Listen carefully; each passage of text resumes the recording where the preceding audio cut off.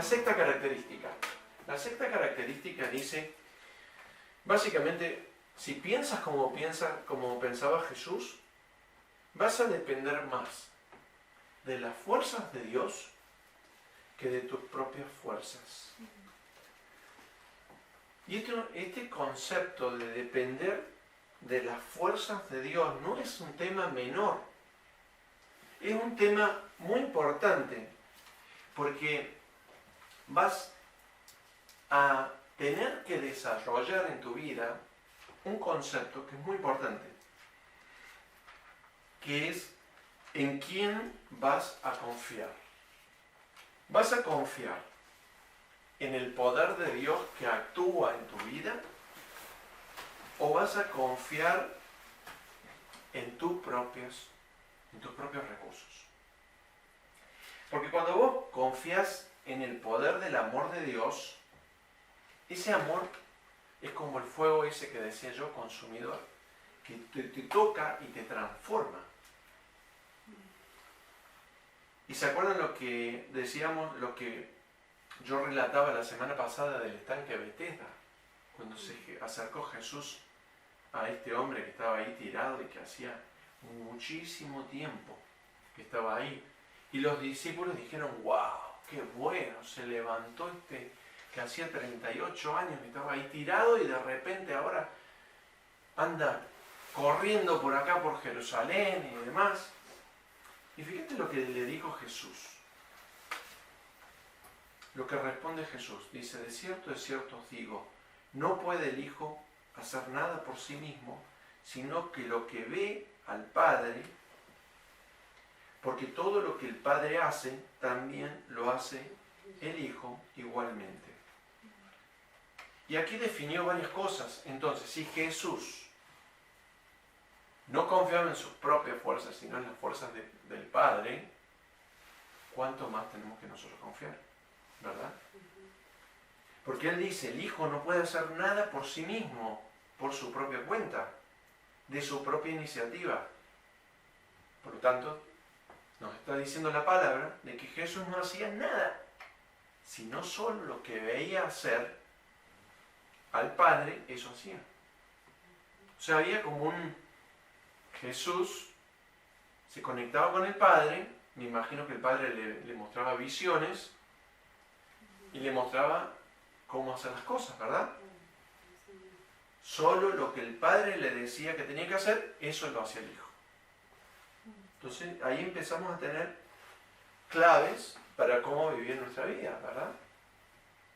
Ahora, ¿hago las cosas por mis propias fuerzas o las hago en las fuerzas de Dios? Porque cuando vos haces las cosas en tus propias fuerzas, ¿qué pasa? Te vas a cansar. Te estresa. Te vas a estresar. Te vas a sentir débil. Te vas a frustrar. Te vas a agotar. Y ahí ahora aparece un término que es el burnout. ¿Qué es el burnout? Para la gente que sabe inglés. ¿Cuando ya no puedes? Cuando ya no puedes. Te quemaste. Cuando ya te quemaste. Entonces es el burnout. ¿Por qué?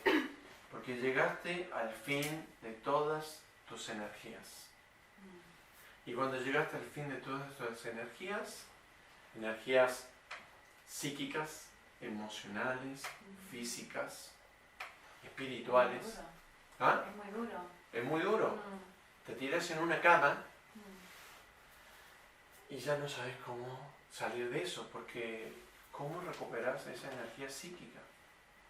Ahí, en un momento en donde le decís, Señor, por favor, ayúdame, ¿no?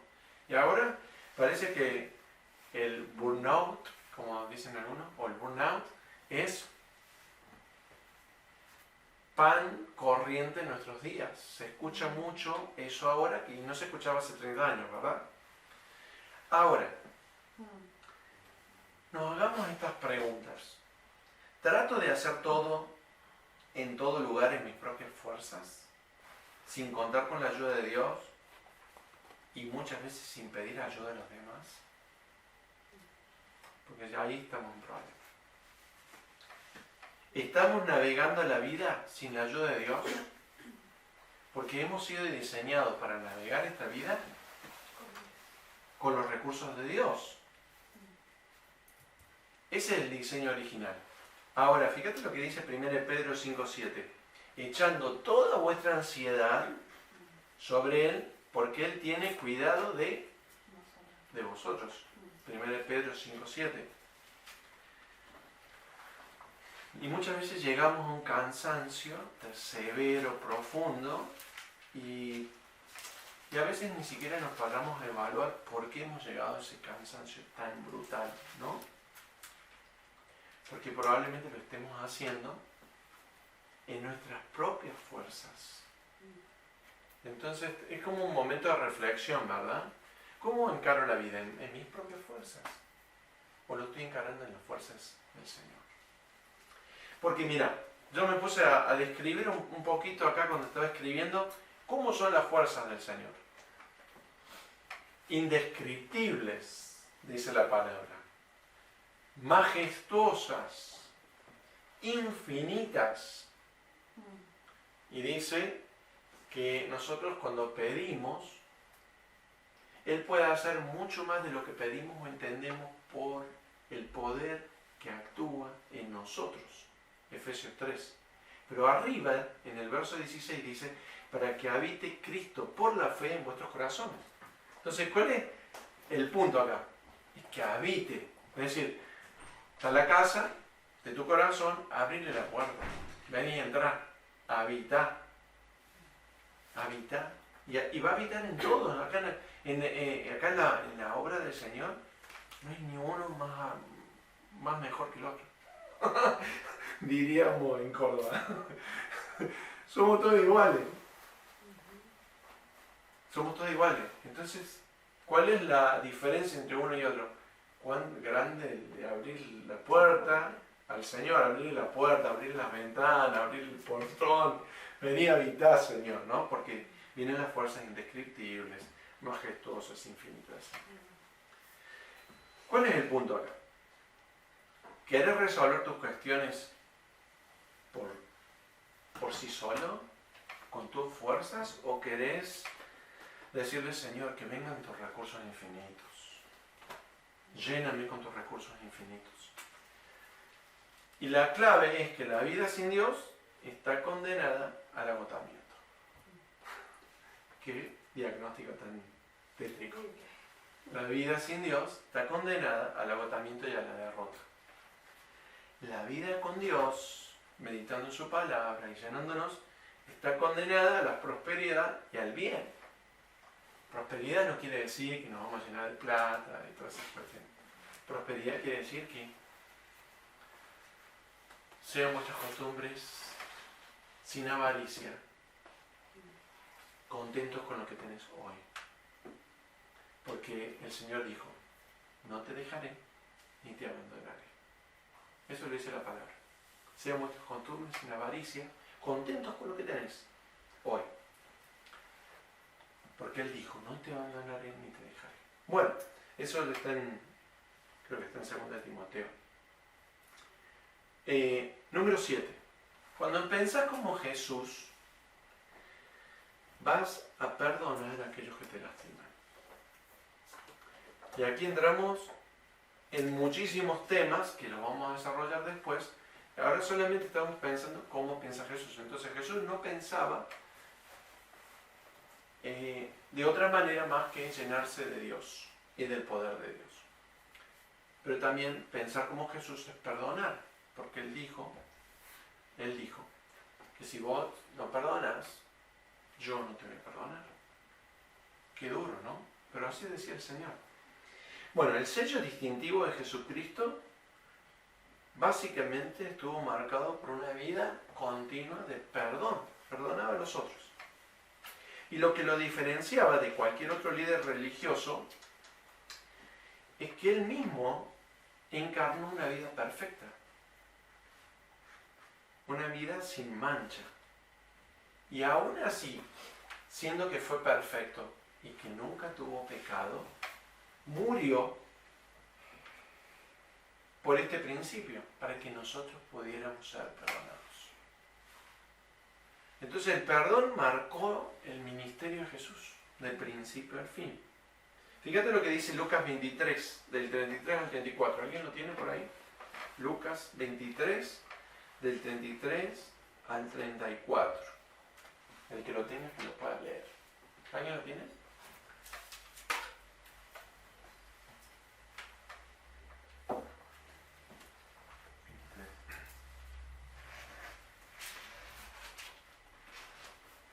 Lucas 23, 33 al 34. Y cuando llegaron al lugar llamado de la Calavera, le crucificaron allí y a los malhechores, uno a la derecha y otro a la izquierda. Y Jesús decía: Padre, perdónalos, porque no saben lo que hacen. Y repartieron entre sí sus vestidos, echando suertes. Y una vez llegué de un lugar donde me habían maltratado mucho y bueno, y tenía que yo hacer unas rutinas, tenía que ir a hablar con un psicólogo, qué sé yo, unas cosas que tenía que pasar yo por... Y me senté ahí y digo, bueno, esta es la oportunidad de decirle, che, mirá, me han hecho tal cosa, ¿no? Creo que tenía 15 minutos para estar con el psicólogo, o sea, no tenía mucho tiempo. Y me senté ahí y digo, bueno, le digo un poquito de lo que me ha pasado, me maltrataron así, así, así. Y el psicólogo me mira, el gran erudito, y dice, perdónalo porque no saben lo que hacen. Eso fue lo único que me dijo. Y yo salí de ahí como diciendo, pero tanto le pagan a este para que me diga esto. Perdónalo porque no saben lo que hacen. Pero bueno, me dio una clave, ¿no?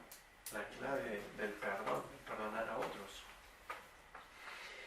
¿Por qué Jesús quería que nosotros pensáramos como Él y perdonáramos a otros? Porque vos cuando perdonas, tenés libertad. Porque el perdón le abre la jaula a ese bicho feo que está dentro de la jaula para que se vaya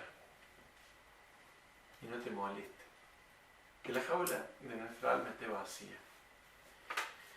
Eso hace de que la esclavitud del dolor desaparece. Porque cuando alguien te hizo algo malo y vos te aferrás a ese dolor, ya sé que, eso ya voy a hablar del perdón más adelante con mucho más detalle, porque hay varias cosas acá. Pero vos cuando te aferrás al dolor de lo que te han hecho, ese aferrarte a ese dolor te daña. Te daña y te hace hacer cosas que después te sentías avergonzado, culpable, etc. Entonces hay que perdonar. Perdonar no es que el otro se lo merezca, porque no se lo merece el perdón. El que te abusó, te maltrató, te injurió, te calumnió, te difamó, no merece nuestro perdón. Pero nosotros lo extendemos igual porque nos hace bien a nosotros. Tampoco significa que estemos minusvalorando la justicia. Ese hecho necesita justicia. Pero mi perdón lo que me hace es dejar, como dice la palabra, si es posible, en cuanto de ti dependa, estad en paz con todos. No os vengáis vosotros mismos, sino dejad lugar a la ira de Dios, porque Cristo está, mía es la... ¿Y qué dice? Yo pagaré. ¿De acuerdo? Entonces, perdonar básicamente significa que le dejo la justicia a Dios, no estoy minusvalorando el daño, no estamos minimizando la ofensa ni excusando la ofensa, sino lo que estamos diciendo es, Señor, yo decido dejarte la espada a ti y yo vivir libre de todo eso. Y eso empieza a generar un proceso de transformación en tu mente que te hace vivir un poco más relajado, ¿verdad? Porque vos cuando estás... Mira, había uno que decía, tenía pelotitas de tenis, ¿no? Agarrar una pelotita de tenis y tenerla fuerte. O agarrar y tener esto, mira, vamos a hacer algo... Sosteneme esto, por favor. Sostenelo. Entonces, agarra con la mano. Ahí está. No me cambie de mano. Una sola, con una, elegí una mano. Ahí está. Ahí está. Entonces, básicamente, cuando vos no perdonas, estás teniendo algo, aferrándote a algo, ¿verdad? Entonces, ¿qué nos dice el Señor? Que perdonemos y que soltemos el dolor. Que decidimos no retener la angustia, la amargura, el resentimiento. Y ahí lo que vamos haciendo es simplemente extendiendo perdón a otros, ¿no? ¿Cómo va eso? Ahora pesa. Claro, y después de acá a una hora ya va a estar insoportable, ¿no? Porque claro, lo tenés al principio y no pasa nada, pero cuando lo tenés ya una hora, por más livianito que sea, Claro. pesa, ¿verdad? Y eso hace el perdón, eso hace la falta de perdón en nuestro corazón. Llega un momento que se torna insoportable, ¿no? Y si pasa un año, hasta te atrofia todo el sistema del brazo, Claro. ¿no? Entonces ahí hay que tener cuidado con el tema del perdón. ¿Qué dice Mateo 5, 43 y 48? El equipo de alabanza tiene Biblia, ¿no? Mateo 5, 43 y después Mateo 20, del 20 al 28. El que lo tenga, Mateo 20, del 20 al 28, que lo vamos a leer después. Lo tengo en inglés. ¿Mateo 5 qué? 5, 43 al 45. ¿Lo puedes leer? Sí. Ustedes han oído que se dijo, ama a tu prójimo y odia a tu enemigo. Pero yo digo, amen a sus enemigos y oren por quienes los persiguen, para que sean hijos de su Padre que está en el cielo. ¿Y el 45? ¿El 45? Mateo 5, 43, 45. Ah, ya lo leíste, está bien. Bueno, ¿qué versión es esa? Esta es NVI, la versión internacional. Vale. Entonces fíjate cómo cambió el paradigma, ¿no? Ustedes escucharon que amemos a nuestro prójimo y que aborrezcamos a nuestro enemigo. Pero yo les digo, amen a vuestros enemigos. Bendigan a los que te maldicen. Hace bien con los que te aborrecen y ora por los que te ultrajan y os persiguen.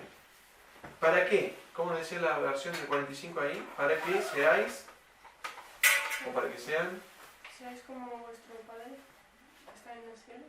para que seáis hijos. Hijos de su Padre. O sea, ¿qué significa eso? Que para que yo sea hijo y me comporte como hijo, ¿de quién? De Dios. De Dios. Tengo que perdonar a los que me ofenden. Y no es que hago una oración, Señor, perdono a tal porque me hizo, lo que fuera. No, acá dice que tenemos que tomar pasos concretos, en donde los pasos concretos es amar. ¿A quién? Al enemigo. Los enemigos no aman, te lo digo ya. Los enemigos no aman. Los enemigos odian. Pero nosotros ¿qué tenemos que hacer? Amarlos. El enemigo te va a tratar de maldecir. Vos tenés que bendecirlo. El enemigo te aborrece. Nosotros tenemos que hacerle bien. El enemigo te va a ultrajar, te va a humillar, te va a perseguir, quiere tu mal, etc. ¿Qué tenemos que hacer nosotros? Orar. Yo creo que la cosa no la pone fácil, pero cuando si pensamos como piensa Jesús, tenemos que pensar con estos versículos, ¿verdad? Porque pensar como Jesús piensa de vivir, pensar como piensa Jesús, es la forma más saludable de vivir, es la forma más sana de vivir, es la más completa y la más íntegra, es la forma más abundante y feliz de vivir. Pensar bien, como piensa Jesús, es la forma de vivir, esforzándonos para hacer el bien. Entonces, ahí tenemos otra clave, tenemos que perdonar. ¿Vale? Vamos con las últimas dos características. La característica 8, que es totalmente contracultural. Estar dispuesto a sacrificarte por los demás. Jesús vino acá y se sacrificó. La verdad que era incómodo andar si ahora es incómoda la vida, imagínate hace 2000 años. ¿No? Y Jesús vino a vivir acá. Imagínate cómo vivía Jesús ahí, al lado del Padre. Debe haber vivido bastante bien. Vive bastante bien. Pero ahora nos tocaba, a nosotros nos toca en este siglo experimentar lo que es la vida acá. Y una vida que no esté dispuesta a sacrificarse por los demás, como María Teresa dijo, ¿no? Quien no vive para servir, no sirve para vivir. Esta mujer es un ejemplo de que servía, ¿no? ¿Qué dice la palabra, no? La palabra dice que tenemos que poner al otro por delante de nosotros. Es decir, no siempre ser yo el primero, sino que, es más, la palabra dice que veamos al otro como superior a uno mismo. ¿Se acuerdan de ese pasaje? ¿Por qué? Porque es una actitud de humildad. Todos podemos aprender de todos y de los otros. Entonces, si vos pones a los otros como superiores a ti mismo, ¿qué significa eso? Un acto de humildad. No es que hay otro que es acá, que ya sabe todo, el otro tiene que estar acá, el otro... No, eso es del mundo. Pensar como Jesús es poner al otro como superior a uno mismo, ¿no? Muchos se sacrifican, todos nosotros creo que nos sacrificamos, para lograr cosas materiales, para estar en forma, vamos al gimnasio, o querés tener una carrera profesional, querés tener éxito, y trabajás muchas horas, estudiás, y todo está bien. Pero si todo lo que estás haciendo es solamente para vos, ser mejor y que tengas éxito y que prosperes y demás, y te olvidas de los otros, nos desconectamos del propósito de Dios. Porque dice, el que quiera seguirme a mí, niéguese a sí mismo, tome su cruz y sígame. Pero esto es un concepto contracultural. ¿Qué significa eso? Acá lo que te está diciendo el mundo es, tenés que ser vos mismo, lo que importa es que vos seas feliz, lo que importa es que vos estés bien y que el resto se caiga. Bueno, equivocado. Porque si el resto se cae, vos también te caes. Cuando vos empezás a servir y a amar a los otros, creas una comunidad en donde es la comunidad de Hechos 2, 41 al 46. ¿Qué hacían? Se juntaban a orar, compartían el pan, pasaban tiempo juntos, estudiaban la palabra, y decía que el Señor añadía los que iban a ser salvos. ¿Por qué? Porque había un compromiso en donde vos te sacrificás por los otros. Y decía que compartían lo que tenían, ¿no? Que yo creo que no eran solamente bienes materiales, sino pues también el tiempo, el visitarse, pasar tiempo con el otro, ayudarle, ¿no? Preocuparse por el otro. ¿No? Vos imaginate acá en España. Esto es un problema en España. Porque durante años se metió esta semilla de que lo único que importa es que vos estés bien y que el resto se caiga. Y hay 40% de viviendas que son ocupadas por una sola persona. Y hay muchas personas que se mueren y pasan años hasta que las encuentren en la vivienda. ¿Han escuchado eso? 4 años, 3 años, pero muchos años. La persona se murió y nadie sabía que se había muerto. No tenía contacto con nadie. ¿Se dan cuenta lo importante que es servir al otro? Es muy importante. Porque a medida que más servimos a los otros, también en su justa medida, pues no nos vamos a quemar, todo tiene su balance, su equilibrio, pero eso es un concepto muy importante, ¿no? Fíjate lo que dice Mateo 20, del 20 al 28. Fíjate cómo Jesús interactúa de una manera muy interesante con personas individualistas que querían su propio bien. Inés, ¿lo tenés? Sí. Mateo 20, del 20 al 28. Sí. Entonces se le acercó la madre de los hijos de Zebedeo con sus hijos, postrándose ante él y pidiéndole algo. Él le dijo, ¿qué quieres? Ella le dijo, ordena que en tu reino se sienten estos dos hijos míos, el uno a tu derecha y el otro a tu izquierda. Entonces Jesús respondiendo dijo, no sabéis lo que pedís. ¿Podéis beber del vaso que yo he de beber y ser bautizado con el bautismo que yo soy bautizado? Y ellos le dijeron, podemos. Él les dijo, a la verdad de mi vaso beberéis y con el bautismo con el que yo soy bautizado seréis bautizados. Pero el sentaros a mi derecha y a mi izquierda no es mío darlo, sino a aquellos a quienes está preparado por mi Padre. Cuando los 10 oyeron esto, se enojaron contra los dos hermanos. Entonces Jesús, llamándolos, dijo, ¿sabéis si los gobernantes de las naciones se enseñorean de ellas y los que son grandes ejercen sobre ellas potestad? Mas entre vosotros no será así, sino que el que quiera hacerse grande entre vosotros será vuestro servidor, y el que quiera ser el primero entre vosotros será vuestro siervo.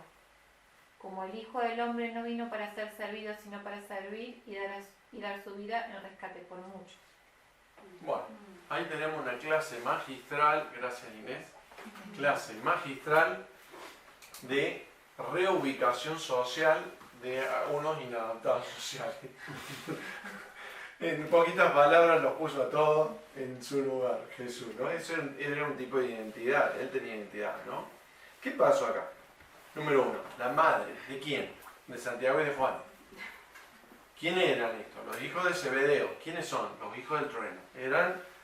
Eran dos individuos bastante conflictivos, digamos, ¿no? Los hijos del trueno, por eso le decían los hijos del trueno. Porque te tiraban rayos y centellas por donde iba que te quemaban con su forma con su carácter no pulido. Pero me gustó mucho, como lo dice la versión esta que tengo yo, la Reina Valera, que dice que la mamá de Santiago y Juan se arrodilló respetuosamente para pedirle un favor. Bueno, por lo menos fue humilde. Se arrodilló respetuosamente, dice. ¿Ah? No, yo pienso que cualquiera le hubiese pedido eso. Cualquiera de nosotros, digo. ¿No? Sí, Vos querés lo mejor para tu hijo, entonces le dirías, claro. che, tenelo en cuenta, ponémelo del lado tuyo ahí, que no se me vaya por otro lado. Claro, era una buena estrategia, digamos, ¿no? Así que Jesús le dijo, a ver, ¿cuál es tu petición, no?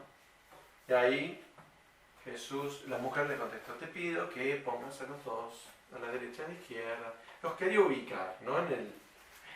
En el esquema de poder que estaba interpretando. Esto va al cielo, el cielo debe ser maravilloso, hay mucho poder, che, que este esté acá y este esté acá, ¿no? Vale. Y él le dice, ¿tú sabes el costo de lo que estás pidiendo? Sí, no hay ningún problema. Yo lo quiero eso, no tenía ni idea, el costo, bueno. Y Jesús le dice, muy amablemente, le dice, bueno, está bien, mira, beberán de mi copa amarga le pone, pero ¿sabes qué? No me corresponde a mí darte ese lugar.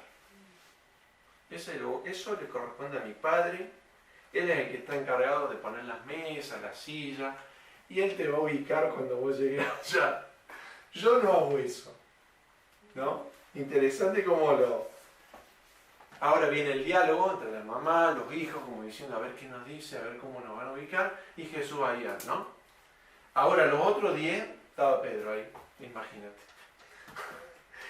¿Qué le pasa a Juancito, a Santiaguito, que qué están pidiendo? Entonces va Pedro y che, Judas, el celote, ven, vamos, acá están, ¿qué dice acá la palabra? Se indignaron. ¿Qué significa? Que se armó una acá. Venga, vamos a hablar. Y Jesús los reunió a todos. Como se había alborotado el gallinero, ¿no?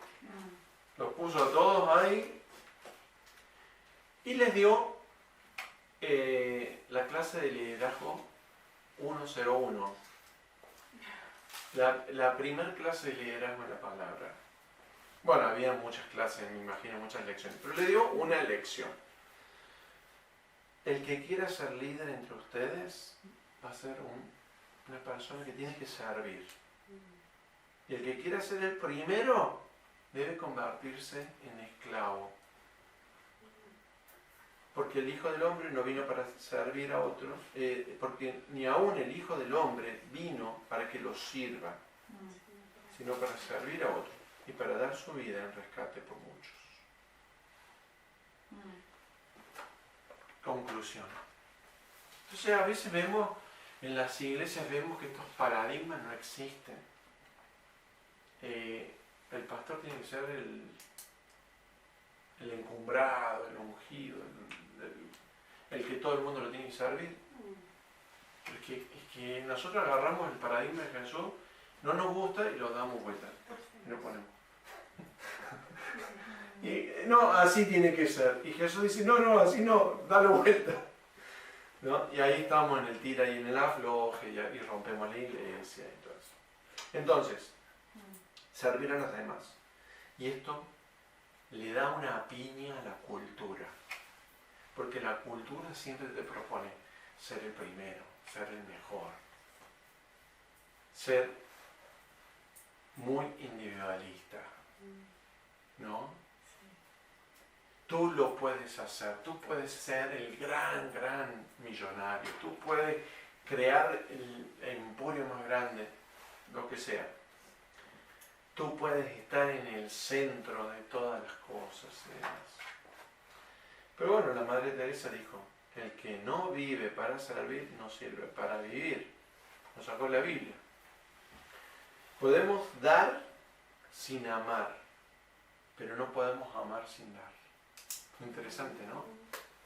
Podemos dar cosas sin amar, especialmente cuando vos te estás acercando a alguien que tiene poder y vos le das algo para que te dé algo. Eso es dar sin amar. Pero nunca vas a poder amar sin dar. ¿Por qué? Porque el amar, nosotros tenemos que destruir el concepto de amar fundamentado en una transacción comercial. Yo te doy para que tú me des y en lo posible más de lo que te doy. Entonces, si vos querés amar bien, rompe el comercio mental. Dale a las personas más de lo que vos a lo mejor esperarías recibir. ¿Se entiende eso? No sé si fue muy abstracto. Bueno, número 9. ¿Quieres hacer? Si piensas como Jesús, vas a querer hacer la voluntad de Dios. Y para hacer la voluntad de Dios vas a ser el pececito que va en contra de la corriente. Todos vienen y vos vas para allá. Qué incómodo que es cuando vos vas por una pasarela o algo y todos vienen. Es súper incómodo, ¿verdad? Porque vos tenés que andar ahí y te están viendo y se tienen que correr y vos ir a favor de la corriente. Cuando va al aeropuerto, todo el mundo viene y vos estás apurado para allá. Claro. ¿Por qué? Porque el enemigo ha propuesto al mundo desafiar los principios de Dios y desafiar la voluntad de Dios. Es raro que te digan, o algunas personas que te digan acá en el mundo, yo sabes qué, yo hago lo que Dios quiere que yo haga. No, en general la gente dice, en el mundo, dice, Yo hago lo que yo quiera, lo hago cuando yo quiera y como yo lo quiera hacer. El yo, siempre el yo bien grandote en tu vida. Te centras, te focalizas en ti, vives para ti mismo, etc. Y la vida cristiana no se trata de vivir para nosotros mismos. Se trata de vivir para Dios. Ya vendrá la recompensa, pero acá nos tenemos que sacrificar. Se trata de entender que Dios tiene la prioridad. Se trata de que nuestra vida se trata de Dios y no de nosotros mismos. Fíjate lo que dice Mateo 26:39 y Lucas 22, del 41 al 43. Yana, si tenés Mateo 26:39 y Lucas 22, 41 al 43.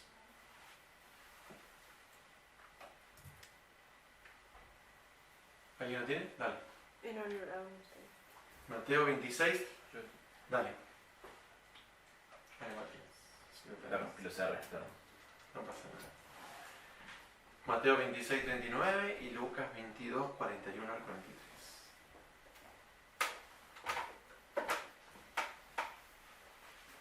$26.39, ¿no? Sí.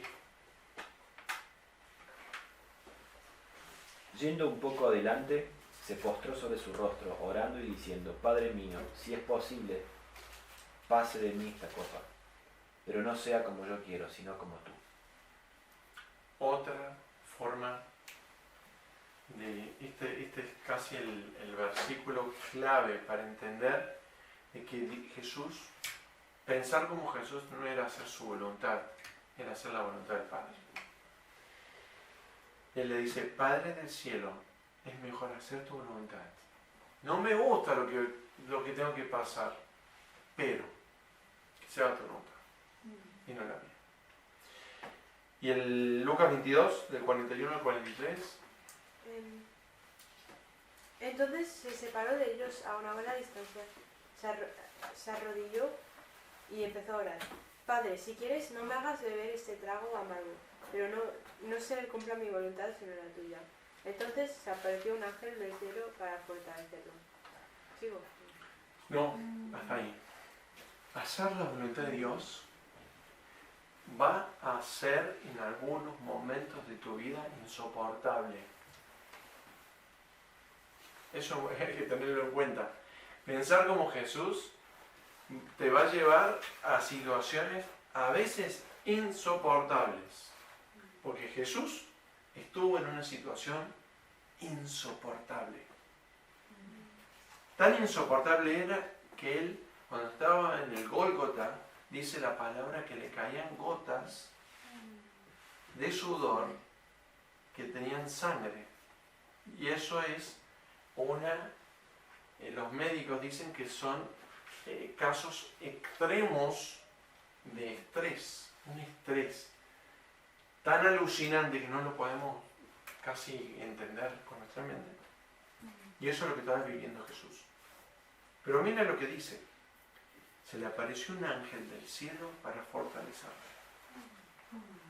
Vino un ángel del cielo. Entonces, ¿cuál es? Si todo lo que estamos viendo vamos a tener problemas nosotros en la vida, Señor, envía tus ángeles. ¿No? El otro día mandaste un salmo que hablaba de que enviar los ángeles, ¿no? El Salmo 46, ¿verdad? Y ahí dice que el Señor, ¿lo puedes buscar? Sí. 46. Mientras Mari lo busca, sigamos con el último. Pensar como piensa Jesús es tener una perspectiva eterna. Cuando vos te esforzás por tener la mente de Jesús, vas a empezar a poner en tu mente una perspectiva eterna. No las cosas del mundo que son temporales y que se van a prender fuego y que se van a fundir, como dice la palabra, ¿no? Porque dice que cuando venga el día de Dios, los cielos van a encenderse y van a ser deshechos. Y los elementos dice que los elementos se fundirán y van a ser desechos. Es decir, que todo esto que vemos se va a quemar. Y cada vez la ciencia más se da cuenta de que la Tierra tiene suficiente energía para que se queme por sí sola, ¿verdad? Entonces, cuando vos te esforzas por tener la mente del Señor, vas a tener una perspectiva eterna. Por eso es muy importante memorizar pasajes que nos muestren la eternidad. Y cuando vos tenés la perspectiva de la eternidad, tu mente se va a transportar al trono de la gracia. Ahí en Apocalipsis dice que en el trono de la gracia, en el trono de Dios, están los ancianos que llevan las copas con el incienso, que son las oraciones de los santos. ¿Verdad? ¿Lo tenés, Marvin? Sí, pero creo que mandé otra. No la Reina Valera, porque esta dice: Dios es nuestra amparo y fortaleza, nuestro pronto auxilio en las tribulaciones. Por tanto, no temeremos, aunque la tierra sea removida y se arrastren los montes al corazón del mar, aunque bramen y se turben sus aguas, y tiemblen los montes a causa de su braveza. Del río sus corrientes alegrarán la ciudad de Dios, el santuario de las moradas del Altísimo. Dios estará en medio de ellas, no será removida. Dios la ayudará al clarear la mañana. Entonces, pero el otro, no sé qué versión era la que teníamos. Aunque la tierra tiemble, tenemos que confiar. Punto. Y fíjate lo que dice acá, cuando vos tenés una perspectiva eterna, vienen los problemas, porque ¿quién no tiene problemas? ¿No? ¿Hay alguno acá que no tiene problemas? Acá no tienen problemas ustedes, ¿no? La más jovencita. Qué bueno. ¿Cómo se siente ¿Cómo vivir es sin una vida sin problemas? problemas, chicas? ¿Qué Bueno, decían? Salmo 91 me parece que es. Sí, estaba viendo eso, el 91:12, ¿no? 91:11. ¿Lo puedes leer, 11:12, sí. Matías? El Señor mandará a sus ángeles a ti para que te cuiden en todos tus caminos. Ellos te llevarán en sus brazos y no tropezarán tus pies con ninguna piedra. Aplastarás leones y víboras. Pondrás tu pie sobre leones y serpientes. Ese, no sé si Ese es. ¿Lo puedes leer de vuelta con...? Salmos 91, 11, 16. El Señor mandará a sus ángeles ante ti para que te cuiden en todos tus caminos. Ellos te llevarán en sus brazos y no tropezarán tus pies con ninguna piedra. Aplastarás leones y víboras. Pondrás tu pie sobre leones y serpientes. Qué bueno. Entonces tenemos garantía de que no estamos solos, tenemos a Dios y que Dios tiene un ejército de ángeles y que te va a mandar sus ángeles. Bueno, y la palabra dice: acerquémonos pues confiadamente al trono de la gracia para alcanzar misericordia y hallar gracia, para el oportuno socorro. O sea que vos cuando las papas quemen, aunque la tierra tiemble, tenemos que confiar. Que Él va a mandar sus ángeles y que nos acerquemos confiadamente al trono de la gracia para alcanzar misericordia y hallar gracia. ¿Para qué? Para el oportuno socorro, ¿no? Es decir, el río empezó a subir, viene la crecida como un Córdoba, empezó a venir la crecida, vos estás en la piedra, se empieza a subir el agua y el oportuno socorro. Señor, por favor, envía tus ángeles, ¿no? Entonces tenemos que tener una perspectiva eterna. Jesús tenía perspectiva eterna, porque le envió el ángel para fortalecerle. Jesús, ¿qué experimentó ahí? Angustia, dolor, soledad. Jesús está esperando la muerte. No es fácil. Y dice que en esa situación le manda un ángel ministrador. ¿Y qué miraba Jesús? Jesús miraba la cruz, pero no se quedaba la mirada puesta en la cruz. Jesús miraba lo que había detrás de la cruz, lo que iba a venir, y Él nos veía a nosotros. Él decía, tengo que pasar esto por cada uno de ustedes. Eso es lo que él veía. Y eso a él le daba gracia, le daba la gracia de Dios y le daba el gozo de Dios. ¿Por qué? Porque él miró más allá del dolor. Ahora, cuando vos tenés dolor y no le encontrás sentido al dolor, es una situación desgraciada e insoportable.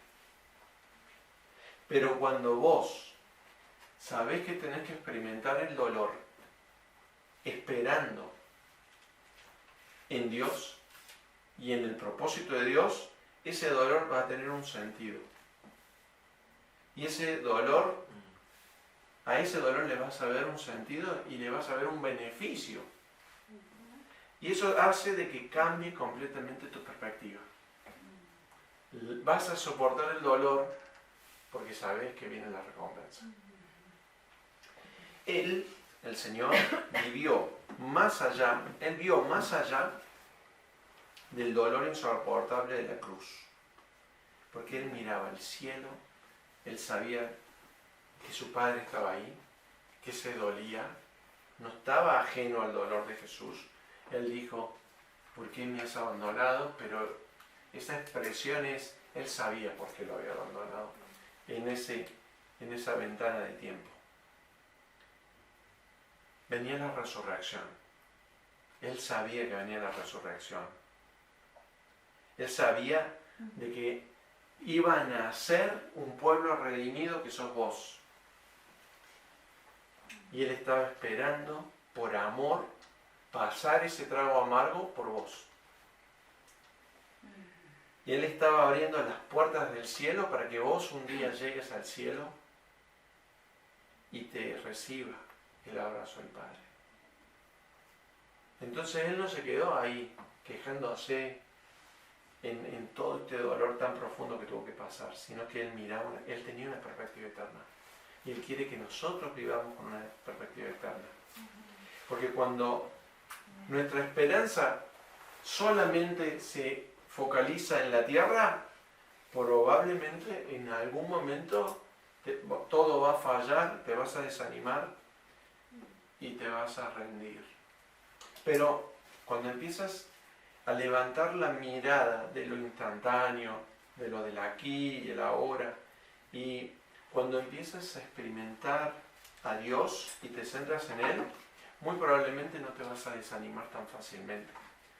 Y ahí vas a ver que tu identidad se va a poner mucho más robusta. Vas a soportar el dolor de una manera con mucho más entereza. Porque vas a mirar el dolor momentáneo, como dice la palabra, esta leve tribulación momentánea, la vas a mirar con una perspectiva eterna. Por eso él dijo, Padre, hágase tu voluntad, como en el cielo, aquí en la tierra, ¿no? Así que como vamos en estas, como vamos viendo, vamos a tener un tiempo de oración.